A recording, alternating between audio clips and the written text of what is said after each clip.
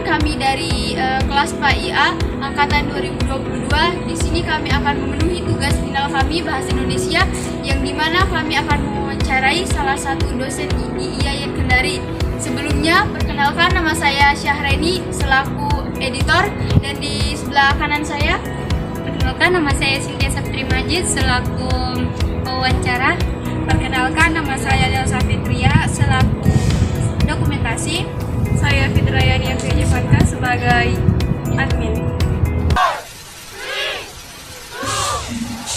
Assalamualaikum warahmatullahi wabarakatuh. Alhamdulillah, puji syukur kita panjatkan kehadiran Allah Subhanahu wa Ta'ala, karena dengan rahmatnya lah kita dapat diberikan kesempatan, kesehatan untuk dapat memenuhi tugas final kita di bahasa Indonesia. Baik, bersama kami sudah ada narasumber yang merupakan salah satu dosen di IAIN Kendari, yaitu Bapak Dr. Sukadir KPM PD. Baik Pak, terima kasih atas waktu yang Bapak berikan kepada kami. Di sini ada beberapa pertanyaan yang ingin kami ajukan kepada Bapak. Langsung saja. Pertanyaannya yaitu, apa yang menjadi alasan Bapak sehingga Bapak memutuskan untuk menjadi seorang dosen? Baik, terima kasih. Sebelum saya menjelaskan hal itu, pertama saya jelaskan bahwa saya hanya diajarkan tadi itu nanti di tahun 2016. Tepatnya tanggal 4 Januari 2016. Sebelumnya saya seorang guru di Madrasah Al-Ilmi Pondok itu sejak 1 Januari 2005 sampai 30 Desember 2015. Nah, dari itu waktu yang 10 tahun saya mendidikan diri saya sebagai seorang guru di Madrasah Al-Ilmi. Nanti pada saat tanggal 4 Januari 2016 saya pindah tugas di IAIN Kendari. Dan semenjak di Januari 2016 itu saya mengajar mata kuliah bahasa Indonesia di Fakultas Tarbiyah. Nah, alasan saya kemudian harus pindah ke perguruan tinggi adalah pertama untuk mengembangkan potensi yang saya miliki, lewatnya bahwa saya ingin mengembangkan diri saya sebagai seorang insan pendidikan. Sehingga pada tahun 2017 saya membangun studi di jenjang S3, tepatnya di Universitas Negeri Jakarta. Alhamdulillah pada tahun 2021 telah selesai melaksanakan. Apakah saat pertama kali Bapak mengajar itu ada kendala sehingga membuat Bapak harus memberikan motivasi kepada diri Bapak supaya bisa melanjutkan terus sampai terus? Ya, baik. Tentunya berada pada dunia perguruan tinggi itu berbeda dengan saya pada dunia pendidikan yang bedanya sekolah atau madrasah. Pertama adalah terikat kedisiplinan. Di kampus mungkin ruang karena sudah ada member kebebasan akademis yang ruang untuk itu sangat terbuka, sehingga kita sedikit mengalami kesulitan, atau saya sendiri mengeluarkan ketika mengajarkan mata kuliah bahasa Indonesia, di mana bersikap dengan saya. Kenapa? Karena ini merupakan suasana baru bagi saya, sehingga saya harus menyesuaikan diri. Bagaimana kemudian saya bisa mengajar yang tadi menerapkan siswa yang putih abu-abu pakaiannya, sekarang dengan mahasiswa yang dasi kostumnya dalam karyanya. Nah, ini juga menjadi kendala sendiri. Yang kedua, karena di perguruan tinggi itu mahasiswa sudah lebih kritis, lebih ingin menunjukkan dirinya bahwa saya sebagai saya bisa, makanya sebagai seorang dosen pemula bakat itu saya harus siap dengan segala keadaan dan segala kemampuan untuk dia bisa mungkin menghadirkan sebuah pembelajaran yang lebih inovatif, lebih komunikatif dan lebih manis kepada semua mahasiswa saya. Dan pada saat itu saya mengajar di Fakultas Tarbiyah terlebih bahasa Indonesia di Prodi PGRI dan Dialog. Bagaimana cara Bapak menyikapi, kan kalau mahasiswa itu memiliki berbagai karakter, bagaimana cara Bapak melihat karakter mahasiswa itu agar mereka dapat memahami materi yang Bapak berikan? Ya, baik. memang satu hal yang tidak bisa dipungkiri bahwa karena masa sudah memahami ada namanya kebebasan akademik, maka kemudian mereka dengan segala potensi yang dimilikinya itu mereka menunjukkan kehebatannya. Kadang-kadang juga dari segi kemampuan tidak bagus, tapi karena cara menyampaikan itu bagus, ketika misalnya dalam konteks diskusi itu justru yang tampil itu mereka yang mungkin ngomongnya sederhana atau standar, tapi dengan keadaan yang mungkin keberaniannya, semangatnya itu justru mereka lebih menonjol dibandingkan yang tadinya itu secara akademik dia pandai. Yang kedua juga misalnya memang masih disangkal juga bahwa sikap mahasiswa itu yang berbeda ketika mereka berada di bangku SMA.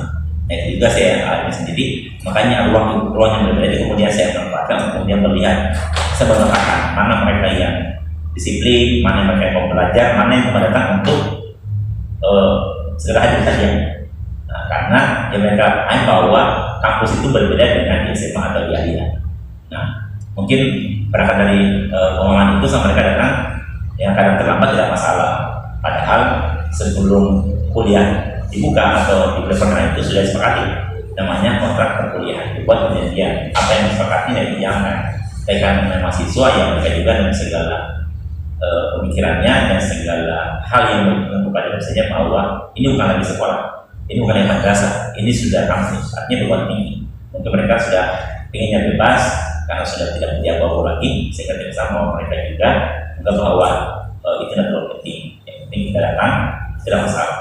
Itu berbeda dengan ketika di SMA. Nah ini yang kemudian harus dikuatkan, harus ditanamkan kembali bahwa namanya mahasiswa, namanya siswa, namanya peserta itu dimanapun tak biasa. Artinya tak disiplin dalam rangka mencapai cita-cita yang memang itu sudah diinginkan oleh mahasiswa sendiri. Lantas, bagaimana tanggapan Bapak mengenai mahasiswa yang rajin mengerjakan tugas tapi tidak aktif di kelas? Nah, ini masalah juga. Jadi ada yang hanya bisa menulis, tapi tidak bisa menyampaikan argumennya. Ada yang bisa berargumen, tidak bisa menulis. Nah, akan dilihat ketika bisa menulis dan bisa menyampaikan argumentasinya. Itu sangat penting. Nah, dua hal ini kemudian itu terjadi dalam ruang kelas. Nah, bagaimana kemudian cara untuk narasi itu, atau apakah kemudian berbeda? Mungkin bisa jadi hubungan dengan pembedaan nilai. Apakah berbeda misalnya nilai mereka yang bagus, jawabannya kita indah, tapi ketika diskusi dia tidak paham. Nah, sama sebaliknya, bagaimana yang ketika diskusi dia aktif sekali, tapi ketika dia jawab indah itu justru tidak bisa menjawab. Nah, bagaimana solusinya itu? Ya, kita harus lihat lagi.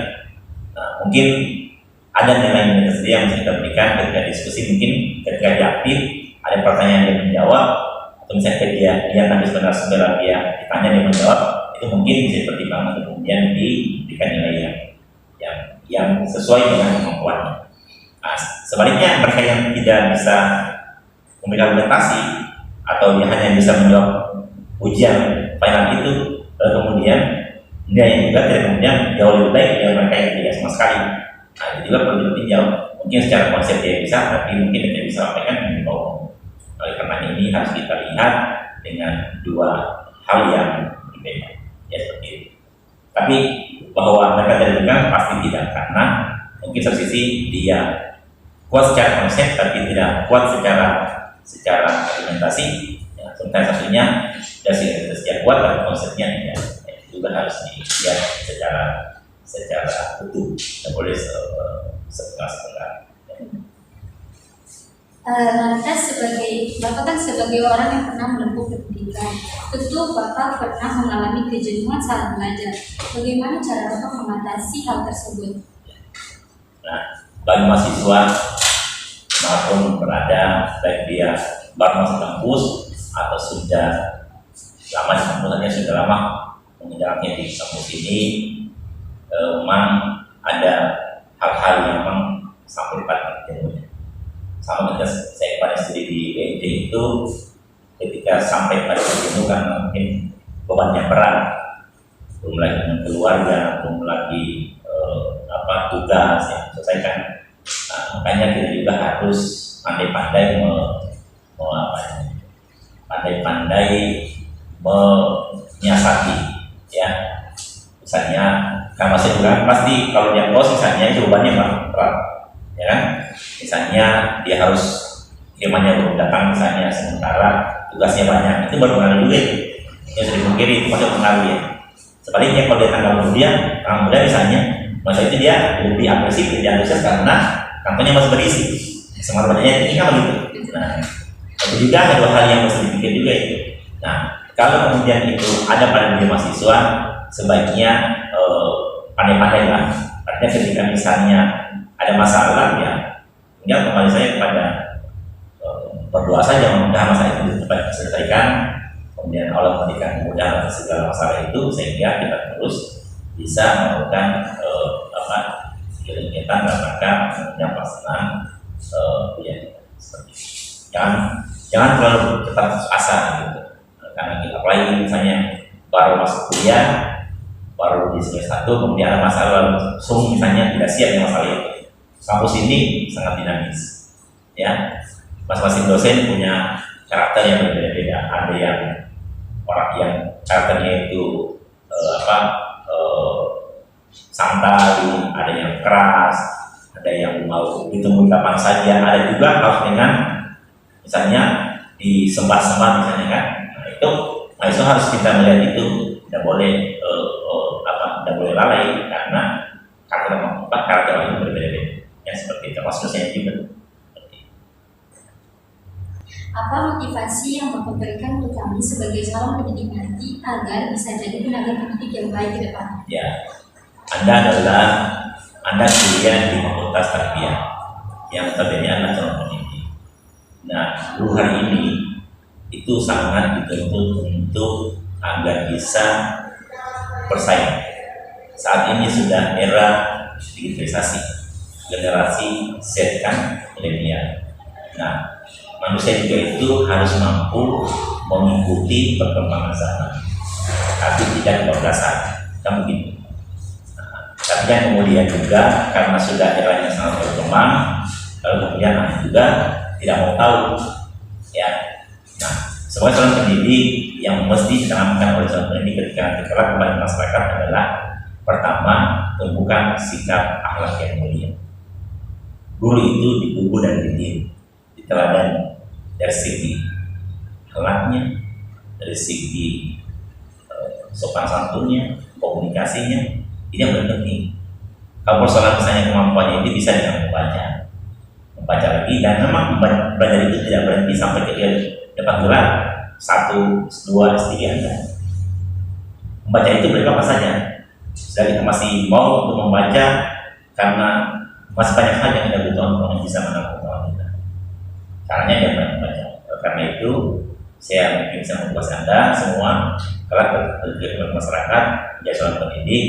Pertama bahwa guru itu digugu dan itu pahami itu di segala tindak tanduknya itu dipakai oleh masyarakat, dan Anda harus menjadi dan memperkeras apa yang Anda sampaikan di situ itu akan diikuti oleh anak didik siswanya. Nah, apa yang Anda lakukan juga seperti itu. Jadi bisa kita itu menjadi motivasi buat nanti kita akan mengembangkan semua mereka, termasuk akhlak dunia mereka. Ya, seperti itu. Terima kasih atas waktu yang Bapak luangkan kepada kami. Semoga motivasi yang Bapak berikan kepada kami dapat kami terapkan ke depan. Dan semoga Bapak sehat selalu dan dimudahkan segala urusannya. Amin.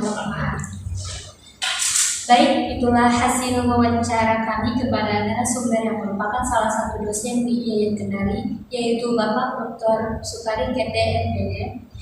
Semoga apa yang disampaikan beliau dapat diterapkan ke depannya oleh kita semua.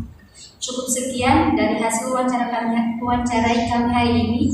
Saya ucapkan terima kasih dan Assalamualaikum warahmatullahi wabarakatuh.